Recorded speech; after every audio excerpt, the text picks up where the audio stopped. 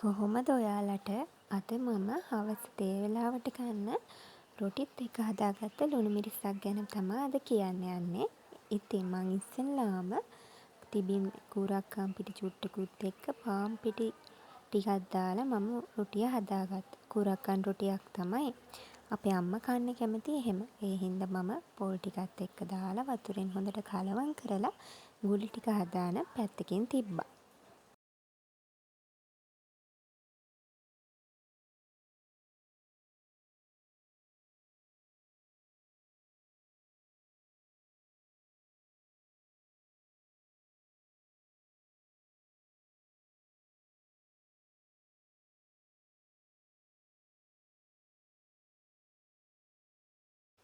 ඊට පස්සේ පිඟානට තෙල් ටිකක් දාලා ඒක පිඟාන හොඳට ගාලා ඉතින් මම රොටිය හොඳට පදම් කරලා හදාගත්තා.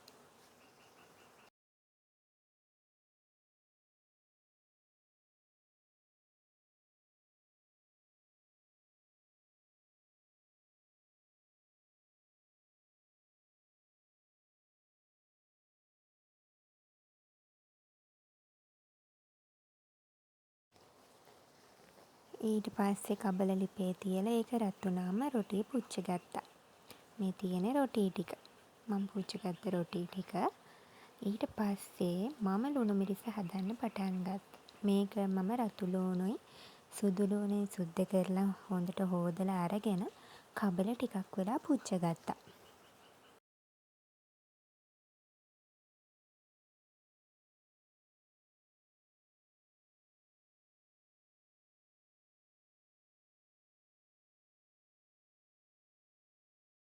ඊට පස්සේ ඒ ටික එහෙම වංගෙඩියට දාලා මම කොටා ගත්තා. ටිකක් කොටලා ඉවර වෙනකොට ඊට පස්සේ මං කෑලි මිරිසුත් දාලා ඒ ටිකත් එක්ක හොඳට කොටා ගත්තා.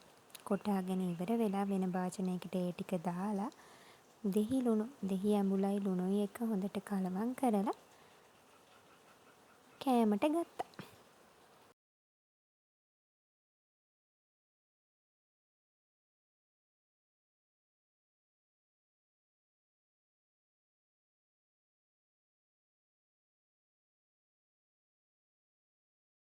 ඉතින් මෙහෙම හැදුවාම සුදු ලූණුත් දාලා හැදුවාම ඇත්තටම ලුණු මිරිස ගොඩක් රසයි.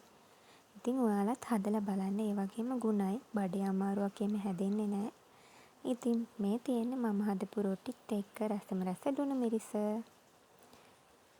ඉතින් මගේ මේ වීඩියෝ එක බලපු ඔයාලා හැමෝටම ගොඩක් තෑන්කියු. මාව සබ්ස්ක්‍රයිබ් කරන්න කියලා ආදරයෙන් ඉල්ලනවා.